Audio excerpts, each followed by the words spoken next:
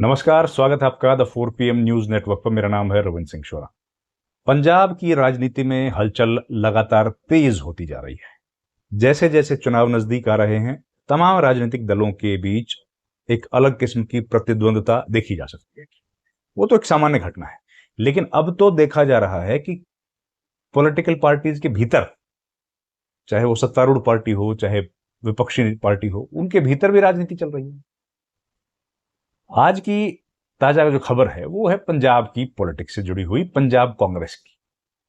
अब पंजाब जो है, आप जानते ही हैं, पंजाब में लंबी चौड़ी बैठकों का दौर चला, कई दिन तक बैठकें हुई और बैठकों के बाद यह तय किया गया कि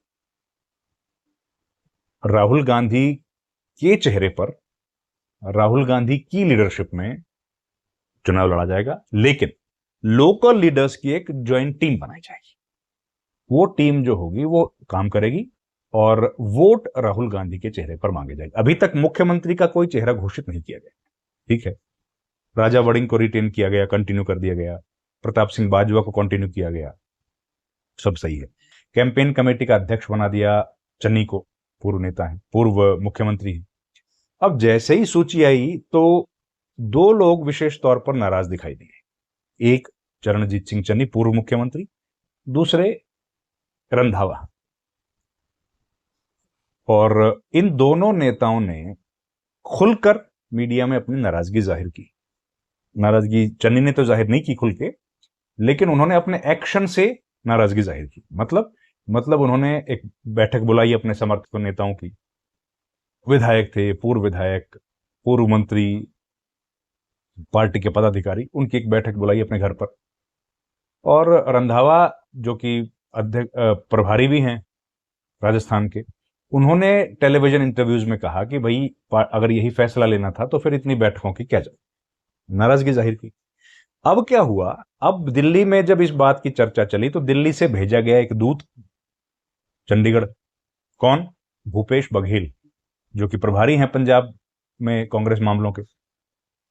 अब वो जब दिल्ली से चंडीगढ़ पहुंचे तो तस्वीरें आ गई कि चन्नी का जो ग्रुप है, वो ग्रुप तो पहुंचा हुआ है पहले ही दिल्ली। मतलब प्रभारी समझने के लिए, समझाने के लिए, चन्नी के गुट से मिलने के लिए आए दिल्ली, और चन्नी अपने समर्थकों के साथ पहुंच गए कहां? दिल्ली पहुंचे हुए, और भूपेश बघेल चंडीगढ़ बैठे हैं। अब इस बात को लेकर के बड़े सवाल उठे कि भाई फिर जाने का जरूरत क्या है। तो चन्नी जो है वो मिलने के लिए गए थे हाईकमान से। चन्नी के समर्थकों का सीधा सा ये कहना है, वो अपनी तरफ से वो लोग प्रेशर डालने की कोशिश कर रहे हैं कि भैया चन्नी को बनाओ पार्टी का अध्यक्ष, राजा वड़िंग को हटाओ। इसके लिए या तो पार्टी हाईकमान राजा वड़िंग को हटाए, या फिर पार्टी का जो राजा वड़िंग खुद इस पर इस्तीफा दे दे। ठीक है, अब राजा वड़िंग इस्तीफा देने वाले तो लग नहीं रहे, वो क्यों इस्तीफा देंगे भाई, उनको तो दोबारा मौका मिल गया। लेकिन एक बात हाईकमान ने जब कहा राजा वड़िंग को कि भैया तुम मीडिया में जाओ और ये बात कह दो कि मैं मुख्यमंत्री का चेहरा नहीं, मुख्यमंत्री का चेहरा चाहे तो राजा चरणजीत सिंह चन्नी को पार्टी बना सकती है, मेरा काम केवल अध्यक्ष के तौर पर है, मैं पार्टी का अध्यक्ष बनूं। लेकिन चन्नी के जो समर्थक हैं वो तो काफी गुस्सा है, नाराज हैं। खैर, वो पहुंच गए दिल्ली। दिल्ली में उन्होंने कई नेताओं से मुलाकातें की और खुलकर अपना विरोध जाहिर कर दिया। लेकिन इस बीच राहुल गांधी ने यह स्पष्ट कर दिया है कि इस फैसले में बदलाव किया जाएगा ही नहीं। यह जो फैसला है ये अंतिम है, और ये जो चुनाव लड़ा जाएगा वो इसी ज्वाइंट लीडरशिप के आधार पर लड़ा जाएगा। अब मामला क्या है, ज्वाइंट लीडरशिप का क्या मतलब है? देखिए, पंजाब में आप जानते हैं कि अलग अलग रीजन के, अलग अलग जातियों के नेता हैं।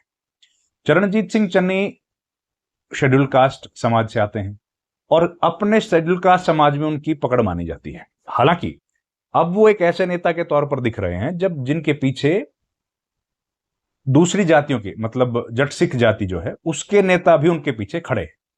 तो उस तरीके से उन्होंने अपनी पहचान बनाई है, एक बात।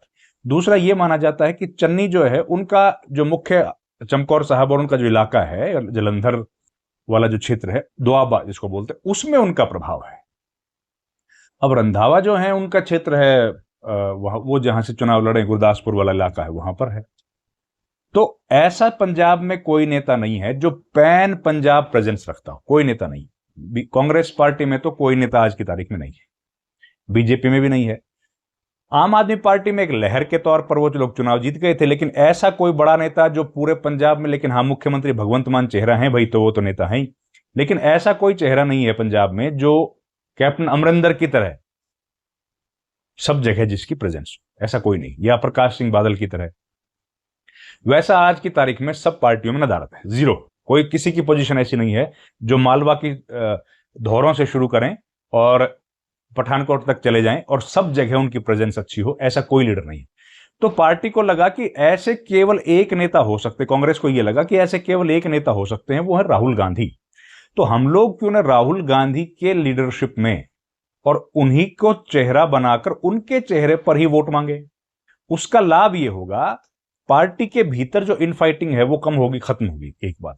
दूसरा, अगर किसी एक व्यक्ति को चेहरे के तौर पर पेश किया गया तो उसकी मुखालफत करने के लिए बीजेपी, अकाली दल और आम आदमी पार्टी के नेता कूद पड़ेंगे और उसको डिफेंड करना फिर कहीं ना कहीं मुश्किल होगा कांग्रेस पार्टी के लिए। तो उसके लिए जरूरी है कि कांग्रेस पार्टी मजबूती के साथ एक होकर चुनाव लड़े और बिना किसी चेहरे के जाए, मुख्यमंत्री के चेहरे के जाए।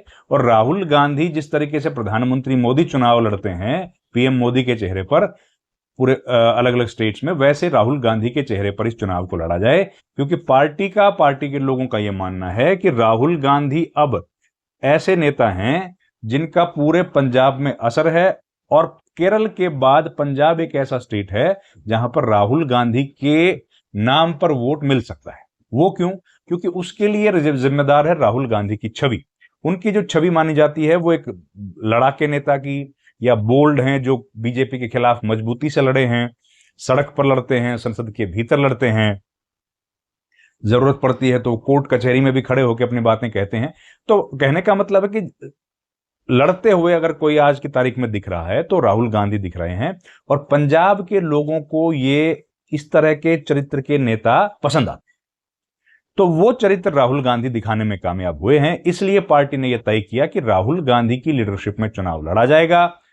लेकिन वो सबको पसंद आया, और जो खबरें हैं भी कि भाई आखिरी समय तक ये चर्चाएं चल रही थी कि चन्नी ही मुख्यमंत्री के चेहरा होंगे, चन्नी को अध्यक्ष बनाया जाएगा। तो आखिर एकदम ऐसा क्या हुआ कि चन्नी की जगह फिर वड़िंग को रिटेन किया गया। अब इसके पीछे की कहानी जो है वो यही है कि चन्नी को अगर अध्यक्ष बनाया जाता इस वक्त पर, तो फिर चन्नी के मुखालफत में, चन्नी के खिलाफ आप जानते हैं कितने मामले हैं, भ्रष्टाचार के कई आरोप उनके ऊपर हैं, ईडी के मामले चल रहे हैं, बीजेपी उनको उठाती और उसके हिसाब से फिर पूरे कैंपेन को डिजाइन किया जाता। आज की तारीख में यह है कि जब कोई लीडर ऐसा नहीं है जिसको कि बीजेपी बता सके कि ये व्यक्ति मुख्यमंत्री बनेगा और उसके खिलाफ कैंपेन कर पाए, ऐसा कोई चेहरा नहीं है जिसका लाभ कांग्रेस पार्टी को मिलेगा और जिसका नुकसान बीजेपी को होगा। क्योंकि उनके पास टारगेट करने के लिए कोई चेहरा नहीं है। न तो राजा वड़िंग हैं, न चरणजीत सिंह चन्नी है, न रंधावा हैं, न राणा गुरजीत हैं। ये जितने भी नेता हैं अब ये अपने अपने पॉकेट में अपने सीट्स ज्यादा लेके आने की कोशिश करेंगे और चुनाव जिताने के लिए प्रयास करेंगे। अब जहां तक मुख्यमंत्री का सवाल है, ये लगभग बताया जा रहा है कि ये लगभग तय हो गया था कि चन्नी को मुख्यमंत्री बनाया जाएगा, क्योंकि राहुल गांधी का कहना है कि इनको पहले भी मुख्यमंत्री की कमान दी गई थी, कम दिन इनको टाइम मिला था काम करने का। हम चाहते हैं, राहुल गांधी का कहना है कि राहुल गांधी चाहते हैं, ये खबरों से जो सूत्र आधारित खबरें हैं उनके हिसाब से, कि राहुल गांधी कहते हैं कि भैया एक मुख्यमंत्री दलित वर्ग से होना चाहिए। और पंजाब एक ऐसा मजबूत प्रदेश है कांग्रेस पार्टी के लिए कि जहां पर दलित मुख्यमंत्री देना कांग्रेस के लिए फायदे का सौदा हो सकता है। उससे पूरे देश में एक संदेश दिया जा सकता है। और आप जानते भी हैं कि पंजाब ऐसा स्टेट है जहां पर परसेंटेज के हिसाब से शेड्यूल कास्ट समुदाय की जो आबादी है वो परसेंटेज के हिसाब से पूरे देश में सबसे ज्यादा है। दूसरा, दोआबा का जो इलाका है, होशियारपुर जलंधर वाला इलाका, उस इलाके में शेड्यूल कास्ट की जो आबादी है वो बड़ी बहुत अवेयर है अपने अधिकारों को लेकर, अपने हुकूक को लेकर, और बहुत पढ़े लिखे लोग ये माने जाते हैं। तो उनको कैप्चर करने के लिए ये जरूरी था कि एक मुख्यमंत्री दलित समाज से हो। ये राहुल गांधी की सोच है। पर यह सोच आगे बढ़ेगी कि नहीं बढ़ेगी ये देखने की बात होगी। लेकिन फिलहाल जो लड़ाई है वो चरम पर है। ये चरम पर जो लड़ाई है कब खत्म होगी उस पर हम लोग अपनी नजर रखेंगे। इस वीडियो में इतना ही। आपका बहुत बहुत धन्यवाद दोस्तों। Thank you very much. नमस्कार।